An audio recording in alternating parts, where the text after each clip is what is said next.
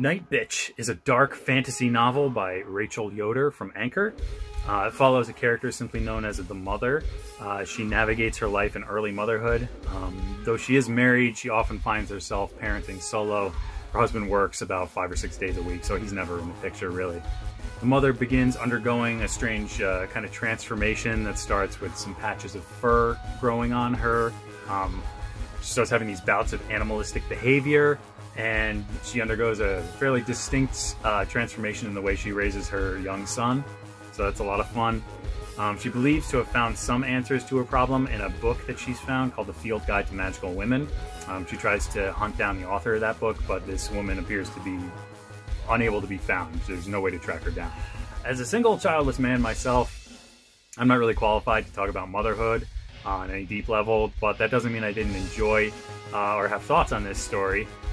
Though it deals almost entirely with the concept of motherhood, the book offers enough other relatable stuff that I felt like I could keep going along, and I felt like I could relate to a lot of it. There were some genuine laughs here, which were great counterpoints to the despair and sometimes the self-pity that our main character feels. Tension is built nicely and broken skillfully. Things are painted mostly in shades of gray. I've heard some other people talk about that they really hated the character of the husband. They just were totally turned off by him. And I can respect that, but I found him to be kind of portrayed as a realistically flawed person who really is beyond his depth and has made some choices that he's not really ready to take responsibility for. But I didn't find him to be despicable in any way. I just found him to be very flawed and probably not cut out for what he's doing. There's heavy emphasis here on the perceived self, and the mother has to deal with the fact that she's given up her artistic lifestyle and career to raise her young son. The book touches nicely on the grief and the resentment associated with doing something like that.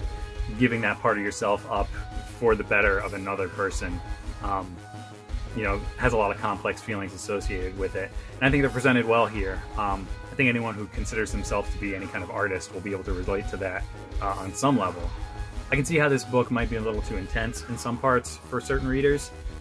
The way it describes the feelings of contemporary motherhood and pretty much just in more broad terms, modern life in the first world, middle class, it can get a little intense, the way the mother experiences this stuff.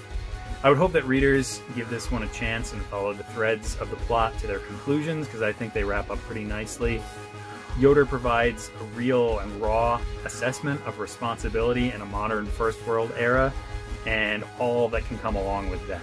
So if you're interested in that, check out Nightbitch by Rachel Yoder. It's racheljyoder.com, and it's from Anchor, so give it a read. What do you say, Winston? What would you rate this one? I give Nightbitch by Rachel Yoder 6 vicious were dachshunds.